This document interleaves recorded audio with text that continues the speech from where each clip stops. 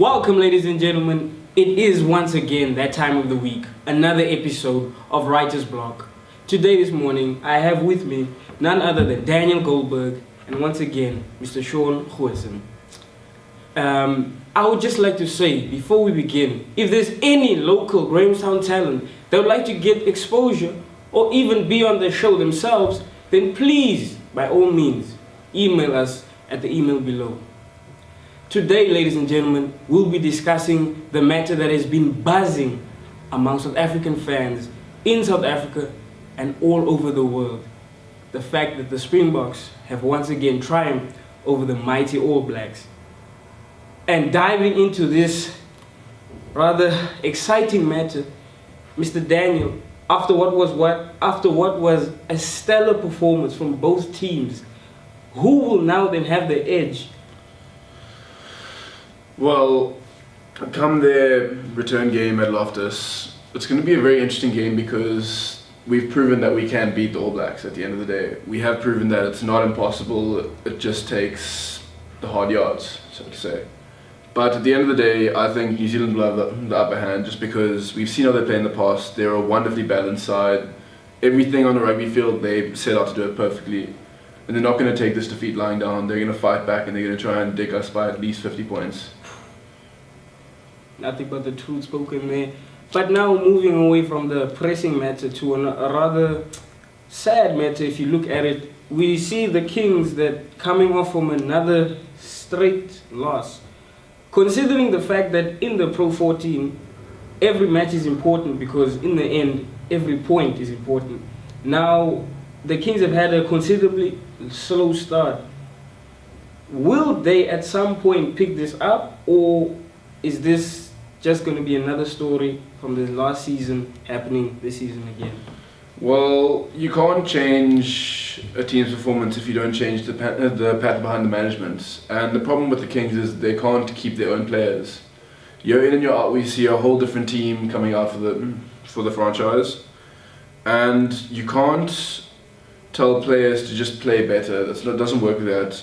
You've got to start from the bare bones, from the foundations. You've got to say, okay, first of all, let's keep players. Then let's keep original starters. Let's keep regular starters. But with the Kings start, they've lost 3 games now. They had some chance against Ulster this past week. However, against Glasgow, I don't see them winning. I can't picture it, I'm afraid. Yeah, because Glasgow is one of the undefeated sides in the moment, so the odds are stacked against them, so it's going to be tough. Well, at the end of the day, I think the game this weekend will be a showcase of the difference between a team that's here to win and a team that's here to compete. Well said, well said. Moving once again to the Springboks, Mr. Goosen, with a considerable amount of players being released for Currie Cup duties, certainly more eyes will now be on the Currie Cup because of the returning Springboks. And will this then be a proving ground for these players, and will it have an effect on the momentum of the Springboks as a whole, considering the fact that most of these players then will have been playing rugby for the past 4 weeks non-stop? Garfield, I think it will have an effect, certainly. I think this would probably have been part of Rassie Rasmus and his coaching staff's plan beforehand to sort of give the second strings, the third stringers some time to play. Guys like Garfield Khanyile are now starting for the Lions this weekend. Bongi Bonambi, who was off the bench last week, is now starting. Damien Willems is starting 15. He hasn't played in a long time. So I think it's more a case of making sure that they're fit and ready to face Australia and New Zealand in the final 2 weeks of the Rugby Championship. Guys like Malcolm Marx and Eben Etzebeth, certainly Warren Whiteley, they need a break, which is why they've been rested completely. But I do think that it's probably a good idea that these guys get another run ahead of the final 2 tests. Yeah, well, like you said, everybody deserves the rest, but the fact remains that those second and third stringers are the ones that are going to have to make the impact. Just like, for example, Elton Yankees, and for example, when Chasson Colby was brought onto the field, they made that impact from the bench. But now, some of these players that are going to be needed for that impact are going to be playing while those are rested.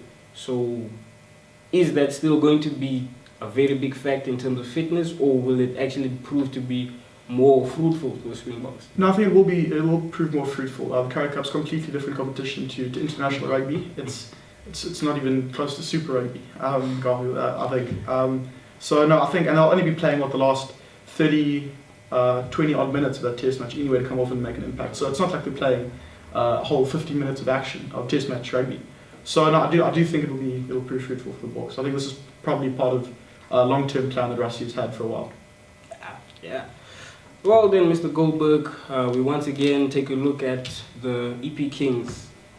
With the way that they've been playing, despite their slow start, despite their consecutive losses, has there been anything that they have taken away from each game, or are they just simply losing because they're not playing well? To start off, I want to say, to look for improvement in the Kings side, you do have to stand very far back.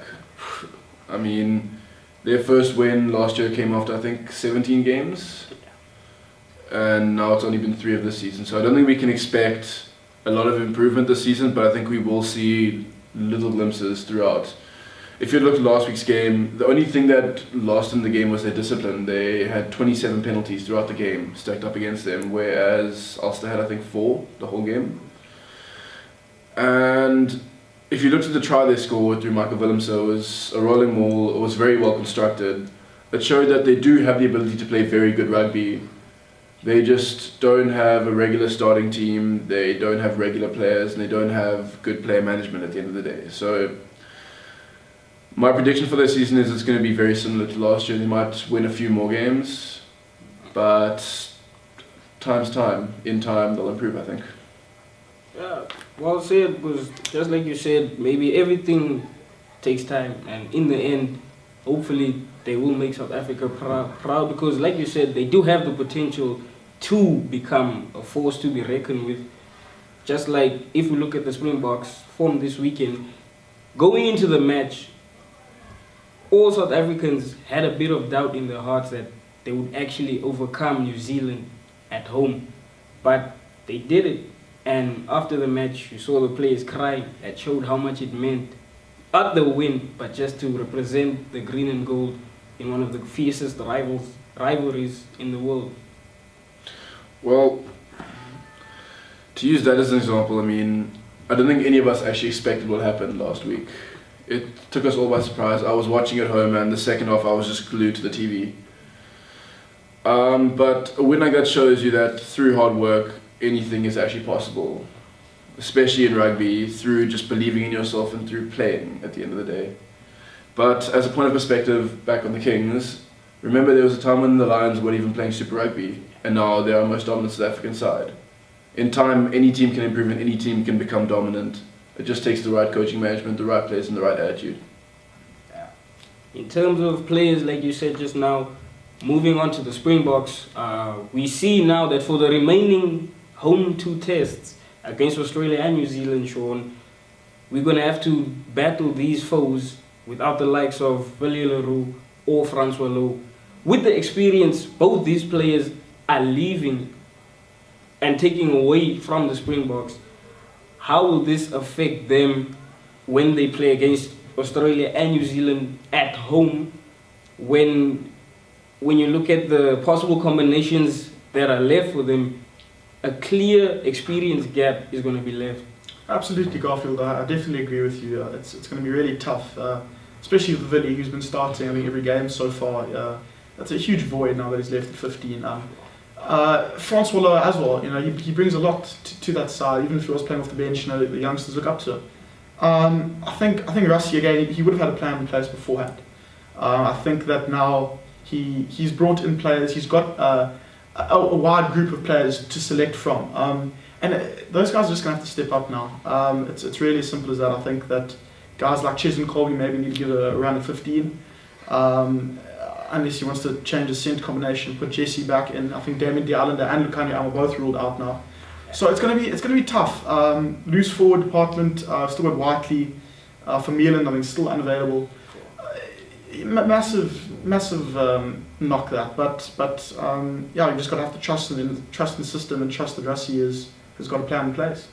Yeah, but considering the fact that they pulled off what some people were describing as the impossible, I'm sure by now that restored a great deal of hope into the hearts of South Africans, because as we all know, watching that entire match, it just proved to the world that South Africa is a dominant force in world rugby.